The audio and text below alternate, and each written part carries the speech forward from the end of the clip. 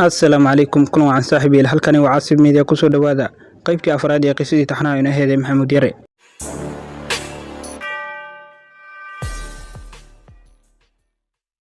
Xaaji Maxamuud wuxuu maqlay in labadiisa wiil ee waaweynaa ay muqayiliin noqdeen aad ayuu u xanaaqay go'aan wuxuu ku gaaray in uu xabsiga dhigo dhaqan toosina loo sameeyo waxayna ogaadeen in aabahood oo helay xogtooda iyaga naftooda iska muur qabin way is ogaadeen in ay beerta ku wada jiraan waxayna bilaabeen in aysan imaanin guriga xilliga uu aabahood joogo xaajiyada iyada waxa ay bilowday in ay ku qayliso oo ay ku eedeyso Xaaji Maxamed inuu isaga caruurta guriga ka ceeriyay waxayna ku tiraahdaa xagee ku aragta caruur iyo hooyadod oo la kala ilaaliyo islaam hadaa tahay caruurteedii iida xaajigu wuxuu u sheegay in aysan caruurtaani wadada ka dhumin maantana ay qabasho leeyihiin wax kale oo uu sheegay in ay yihiin dad qaangaar ah naftoodana ay mas'uul ka yihiin laakiin uusan marnaba ogolaanaynin in lacag dhiidkiis ah qaad iyo sigaar lagu isticmaalo xaajiyada warkaasi uma muuqan waxayna ku hanjabtay mar hadaysan caruurteeda guriga imaanayn ay iyadana ka tagayso walibana labada kale ay hore u sii kahaysanayso waxayna ku tiri cunugani xunka ah waa Maxamed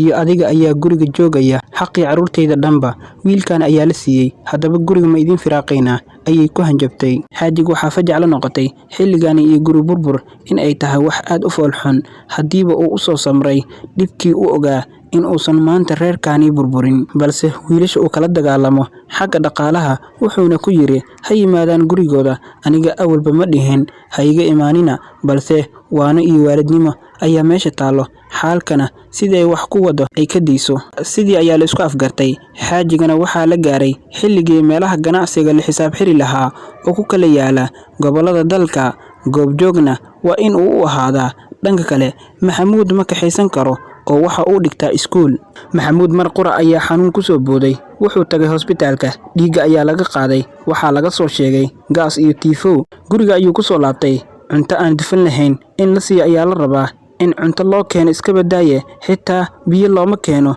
lamana soo fiiriyo xagiisa qof waraysta iska badaa Maxamuud waxa uu dareemayaa xanuun daran mana haysto cid garab taagan aabihiisna gobol ayuu ku maqan yahay maqaaxid ayuu aadaa mise waa cunto dad badan loo kariyay oo ma ahan wax dufanka laga ilaaliyay danta ku kaliftay oo uu iska cunaa waxyaabihii naftiisa dhibayay iyo dawadii markii uu isku qaatay waxay noqdeen mid aanan wax ka bedelin xanuunkiisa Maxamuud maalinba maalinta ka dambaysa uu ka sii daraa wuxuu gaaray heer uu aadi waayay maqaaxidii dawo bilaa cunto ahna lama cuni karo Maxamuud awoodii ayaa ka dhamaatay heer wuxuu gaaray sariirta uusan soo dhaafin waxa is wareystay jamaacadii masaajidka kuwii ugu dhawaay ee asxaabta ahaayeen ayaa go'aansaday in ay bacdal casr xaafadiisa laga soo fiiriyo gurigii markii ay yimaadeen ayaa waxa ka furtay gabadhii Maxamuud la dhalatay waxayna u sheegeen in ay Maxamuud rabaan iyadoo ka xun ayaa waxa ay ku tiri qolkaas ayuu jiifaa waxay u soo galeen Maxamuud oo sariirta saaran way salaameen wuu ka qaaday salaantii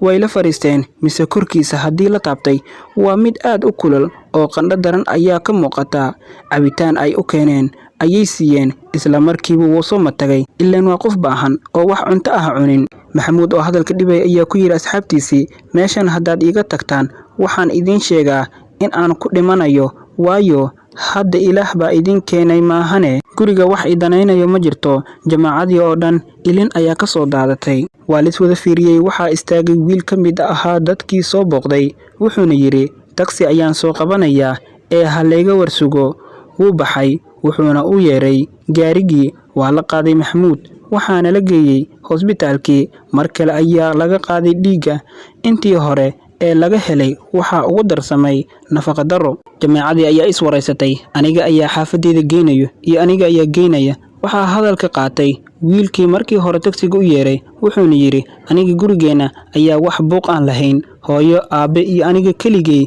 ayaa ku nool hooyadee waa qof naxariis badan ee aniga halay ogolaado inuu i raaco waana la isku afgartay Xaaji Maxamed waxay ku qaadatay muddo bil ah inuu shaqadiisii ku soo dhameeyo markaani wuxuu u soo safrayaa reerkiisii isagoo hadiido u soo iibinayo safarkiisii ayuu soo xirxirtay wuxuuna u soo dhaqaaqay dhanka iyo magaaladii Maxamuud waxa la geeyay gurigii waxa uu helay daryeel iyo naxariis uusan horay uga helin xaafadiisii wiilka saaxiibkiisa ah ee gurigooda geeyay hooyadiis isaga kaligiis ayay dhashay aadna way u jeceshahay wuxuuna ugu sheekeeyay xaaladda Maxamuud aad ayay ugu murugootay waxayna isku dayday in ay u sameeyso wixii ay awoodeeda ah xaajiga wuxuu yimid magaaladii xilli subaxnimo ah.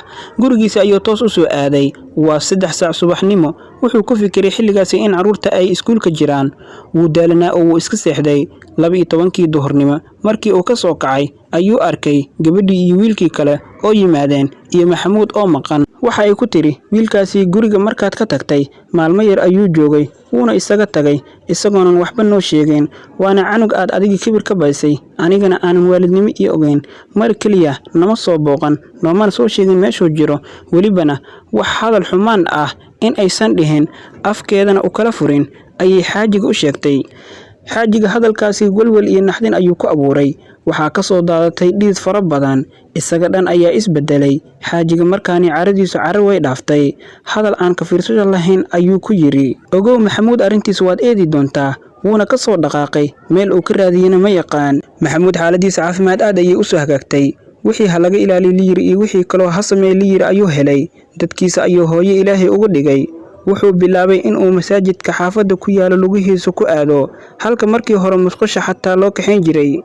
xaajiga xilliga uu soo dhaqaaqay waxay ahayd mar ay soo dhowdahay salaada duhur. Masjidka ayuu soo galay. Waxay meesha isku arkeen wiil ka mid ah dadkii Maxamuud ka kaxeeyay xaafadda. Waa la isa salaamay. Sheeko dheer kadib wuxuu u sheegay in Maxamuud xaalad xun oo caafimaad u gaaray, balse hadda uu aad u soo fiicnaaday. Galab walbana uu ku soo booqdo xaafadda wiil ka mid ah asxaabta. salaadii duhur kadib waxaa israacay wiilkii iyo xaajiga. Waxaa la tagay gurigii reerka. Salaan kadib waxaa loo sheegay Maxamuud inuu hurdo, dhawaanna u seexday. xaajiga wuxuu yiri, qolkiisii halii geeyo. Wuxuu arkay wiilkii Maxamuud ahaa oo hurda qol aad loo hagaajiyay, carafta iyo nadaafadda uuna la dhacay. Kadib wuu ka soo baxay qolka. reerkii ayuu ugu mahad celiyay sida ay isku garab istaageen wiilkiisa. wuxuuna ku yiri, galabta markuu ka soo kaco u sheegay inaan u imid, maqribidiina aan soo mari doono oo aan xaafadaasi u kaxaynayo insha Allah. Maxamuud markuu soo kacay ayaa loo sheegay in aabihiis u yimid. aad ayuu u farxay, laakiin hooyadii loo keenay ee uu la joogay ayaa la talisay oo u sheegtay in uusan wax eed ah ka gudbin xaaji Milyuun. welibana isaga u doortay inuu halkaan iska joogo, taasna ay tahay badbaado, sidoo kalena isaga ay u tahay sharaf. wuuna ka aqbalay hadalkaas. xaajigii wuxuu soo doonay wiilkiisa Maxamuud. way is arkeen. meeshii ayuu ku dhunkaday. gurigii ayaa la isku raacay. waxaa la weydiiyey sababta uu guriga ugu soo tagay. waxa uuna ku yiri, waan xanuunsaday, cuntooyinka qaarna ha cunin ayaa la igu yiri, madaxana aad ayuu ii xanuunayay. guriga wiilkana ayaa buuq lahayn, sidaasi ayaan ku doortay aabe. xaajiga aad ayuu u qancay hadalka wiilkiisa, weliba isaga oo horay masjidka dhexdiisa loogu soo sheegay xogta runta ahna ka warqabo. sidii ayaa lagu yimid gurigii. xaajigu wuxuu go'aansaday mid ka mid ah meelaha uu sheerka ku lahaa inuu Maxamuud ku wareejiyo, iyadoo uu ku fikirayo nimankani balwada yeeshay iyo hooyadood berri hadday wax gaaraan isaga in ay wiilkani u aabayeelaynin, xaqiisana ay duusinayaan.